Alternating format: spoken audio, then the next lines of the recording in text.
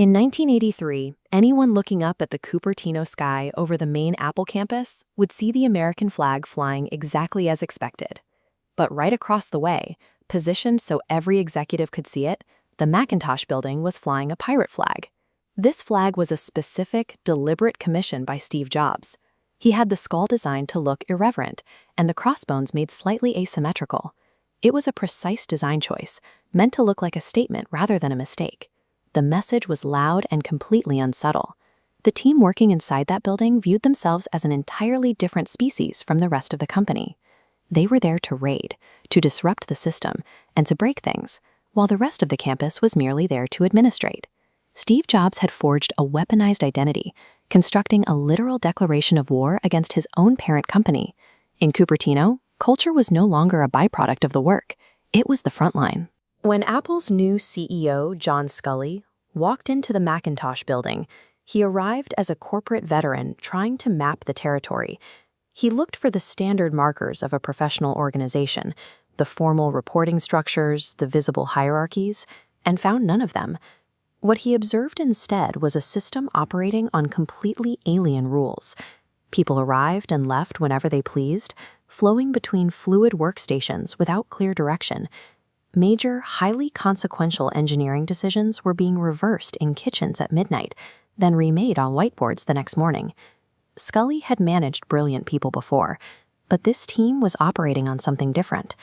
They worked with a blinding certainty that the machine they were building already existed in some perfect form, slightly ahead in the future, and their only job was to close the distance between now and that inevitable reality. Jobs had provided them with a totalizing mission, convincing them their work mattered more than anything else being done anywhere. But generating internal loyalty of that intensity requires a mechanism. To make people believe they are part of an elite, chosen tribe, you have to clearly define who is left out. That intensity often boiled over into microscopic conflicts. On Sculley's second day, a rail-thin designer and a software engineer were locked in an argument over a minor on-screen interface detail that had already been dragging on for 2 days. The engineer had built the element one way because it was logically coherent. More importantly, his method was practical. It was going to save approximately 3 weeks of critical development time on an already strained schedule. The designer refused to accept the compromise. For him, the aesthetic and behavioral perfection of that specific pixel arrangement was the primary goal, and the production timeline was entirely irrelevant. The argument remained deadlocked until Jobs appeared in the doorway. He didn't interrupt. He stood there, observing the stalemate in complete silence for 30 seconds. Then he looked directly at the engineer and delivered a simple, devastating instruction. Real artists ship. The room went completely quiet, and the conversation was over. That single phrase instantly terminated the micro-conflict by laying down an undeniable macro rule. It clarified exactly what the team valued above all else, ending the debate without needing to argue the technical merits at all. This timeline captures the immediate pressure Jobs applied. It was a definitive rebuke to perfectionism, insisting a product only exists once it reaches a customer. He used this to build a psychological border wall, sorting the company into 2 incompatible groups, artists and bureaucrats. This strict philosophy demanded absolute, ruthless devotion. It meant that ordinary, everyday professional behaviors, hedging against uncertain outcomes, quietly preparing contingencies, or managing expectations, were entirely unacceptable realities within that room.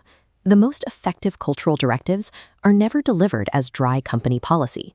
They are delivered as philosophy. Jobs used specific language as a load-bearing wall to construct the team's elite identity, defining exactly what kind of person you had to be to survive in his building. Outside the walls of the Macintosh building, the rest of the Apple campus, including operations and the heavily funded Lisa division, was watching. A trained observer like Sculley could feel a distinct difference in temperature between the rooms. The Mac team ran hot, fueled by extreme hours, skipped meals, and the absolute conviction that their work was making a dent in the universe. The other departments operated on a completely different frequency. They were highly competent professionals doing important work, but they treated it as a job that still required the ordinary parameters of sustainable human functioning. Moving between these groups, Steve Jobs made absolutely no effort to conceal his hierarchy of value. he openly treated the Macintosh team as the chosen few, giving them his full attention and explicit praise. This created a harsh structural reality, two entirely different company cultures warring under one roof, competing for the soul of the organization. Creating an inner circle carries an unavoidable structural hazard. When a leader elevates one specific group as the sole creators of the future, they inherently imply to every other group in the building that their contributions are irrelevant. The excluded majority didn't ignore this dynamic. Over time, the rest of Apple watched the Macintosh team monopolize the resources and the glory, and their initial admiration slowly curdled into deep, quiet resentment. People who feel excluded eventually seek each other out. This massive outer circle began to organize around their shared exclusion, forming their own distinct loyalties and building a quiet resistance to the hierarchy Jobs had imposed on them. The gravity of this internal fracture became clear to Sculley during a private, off-campus lunch with a veteran board member. He had watched the company's evolution closely, and his body language carried the specific anxiety of someone deeply concerned about the enterprise they helped build.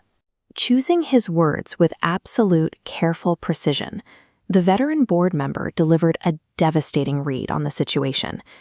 He told Sculley that the central issue wasn't whether Steve was right. He usually was. The actual question was whether being right is enough to lead a massive company. Weaponizing a corporate identity to forge an elite inner circle will often yield brilliant, seemingly impossible short-term results, but it comes at a permanent cost. It guarantees the creation of deep structural fault lines,